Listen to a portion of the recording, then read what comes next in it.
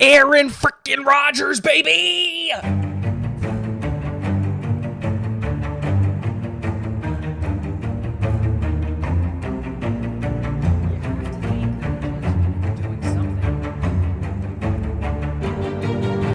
What is going on, guys? New York Jets win 24-3 over the New England Patriots. I am so hyped because this is exactly what I said the New York Jets needed to go do, and they went out there and executed the perfect game plan to absolutely annihilate, to absolutely obliterate, and disrespect the New England Patriots at home, at the home opener. Treat this like the homecoming game that I said we needed to treat this game as, and boy, does that make me very, very happy.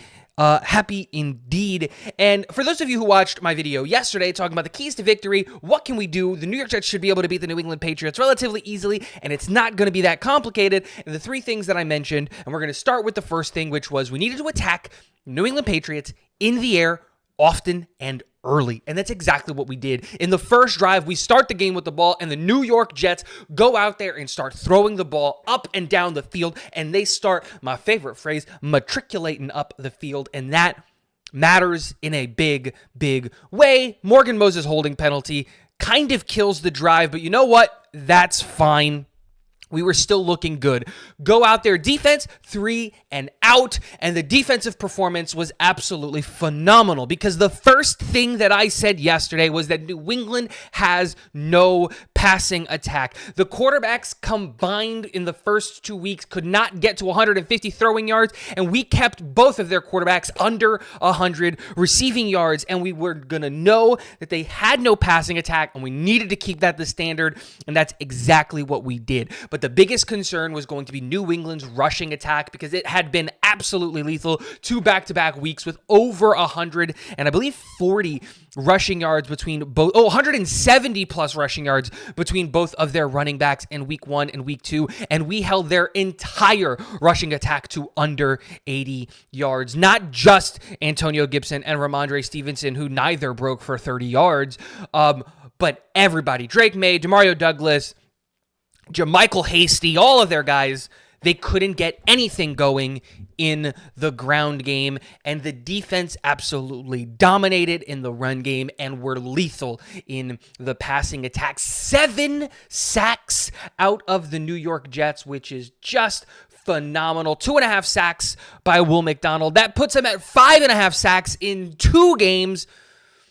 For all of those people that were worried, oh my gosh, we lost Bryce Huff and Hassan Reddick's not playing, I think people mistakenly thought that Hassan Reddick was the Bryce Huff replacement, and that's not true. Hassan Reddick was supposed to be the JFM upgrade. Now, we haven't seen JFM on the field, so we're playing Michael Clemens in that role, and it's not necessarily working out all that great. Will McDonald was the Huff replacement, and he's not the Huff replacement. He's the Huff upgrade because Will McDonald can actually play the run where Bryce Huff absolutely cannot. He is a liability in the run game, and Will McDonald isn't. Will McDonald out there, 2.5 sacks, a tackle for a loss. Absolutely phenomenal performance out of our defense. 7 sacks total. A lot of guys going out there. Chuck Clark with a sack. Quinnen Williams with a sack. Solomon Thomas, Tack McKinley, and Leonard Taylor, and Michael Clemens all with half sacks. Just a great performance from all of the guys on the defense. And there's really nothing else that you can say about this game. We had a game plan, and we absolutely went out there and we executed it to perfection. We came with a game plan that was different. We blitzed a lot more than we usually do. We left our guys in coverage on islands, something that we generally don't like to do. But we did it. We knew that this was a weak opponent. We knew that we were going to be able to beat up on them, and that is absolutely what the New York Jets did, and you love to see it. The great thing here is that we get a mini bye. Playing on Thursday, we have got 10 days until next Sunday's game.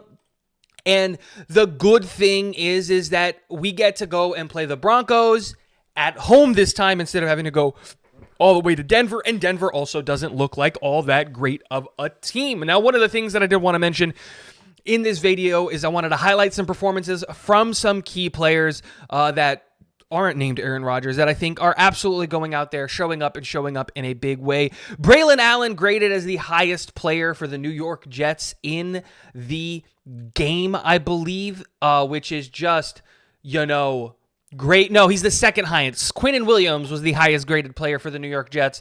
Braylon Allen came in second. He's really coming up and showing...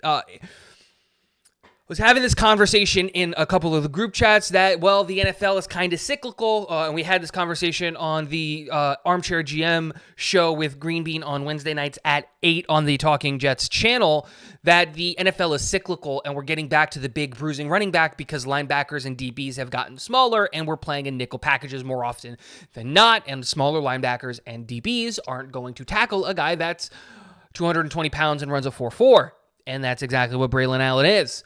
And so really, really good performance from the kid to go out there and really just light it up for the New York Jets. 55 rushing yards, and they were good, hard yards, 5 yards per carry. We didn't rush the ball all that much or effectively.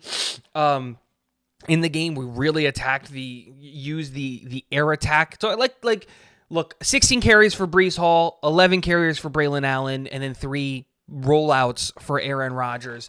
Again, it's not like we were very clearly, this is going to be a passing game. We're going to throw the ball a ton, and we see that from the 35 pass attempts plus the 3 additional dropbacks from Aaron Rodgers that turned into rushes because he scrambled out of the pocket, which is just another thing to mention. Aaron Rodgers showing the fact that I mentioned this in last week's game that he doesn't have the legs on him anymore. Well, boy, was I wrong. I think he watched my video and he was like, oh, really? Watch this, Tigo. And he ran out there and he absolutely ran for 18 yards in one game. And the offensive line holding up sneakily. Not even sneakily. It's not even a secret. Joe Tippmann is probably the best offensive lineman on the New York Jets right now in terms of just the performances that he's had with the New York Jets. According to PFF, he ranks in the top 5 of all centers in the NFL, and this is exactly what we kind of all expected from Joe Tippmann.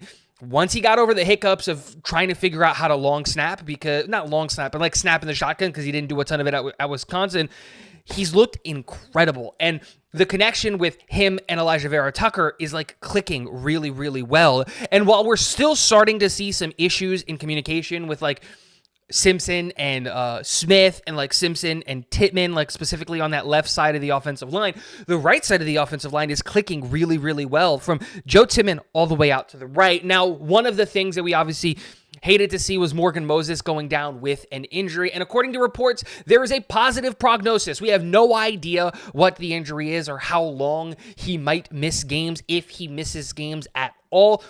But this is what we planned for in the first round. Joe Douglas took Olu Fashanu in the first round for this exact reason. And Olu came in the fourth quarter, playing 14 snaps for Morgan Moses at right tackle, and he held up pretty well. It was his first game. He's got to get the jitters out. He's protecting Aaron Rodgers still, and yeah, we were up, but it's a good thing to know that, we have a really, really high-level backup in that spot. We'll have to see what happens when it comes to winning the job. I know Olu was a left tackle for a long part of his entire college career, so maybe we start seeing a competition at that right tackle spot to see who might get it if Morgan Moses can't be there. I want Olu to win it because I would like for him to get NFL reps, but I don't want to mess him up because he is our left tackle of the future, and if Carter Warren is a better right tackle right now and doesn't need as much work, I would totally feel comfortable doing all of that. But a really, really good performance out of Joe Tittman this game. Really, really good performance out of Braylon Allen and Aaron Rodgers.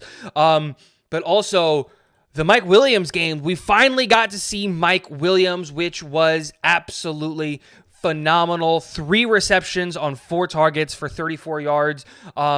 And that one drop was something that it would have been a touchdown. He almost had it, was in it. The wide receiver room is starting to come together, and that matters. Our running back room, led by the Killer Bees, is absolutely lethal, and the defense is finally starting to click and to tackle and to play better with more speed and more aggression. And I think a big part of that is thanks to the introduction or the injection of Jamien Sherwood and the youth and athleticism that he brings. On to the Denver game. We'll be looking into the Denver all this weekend to see how good or bad they are, and hoping that we get to play against Zach Wilson. And the only way we can do that is if we knock out Bo Nix. And I don't want injuries, but if the guy gets food poisoning, I would like to beat up on Zach Wilson in New York. That would be great. Let me know in the comment section below, what did you guys think of the game? I love you guys. Thanks for hanging out. Go Jets. Get on out of here.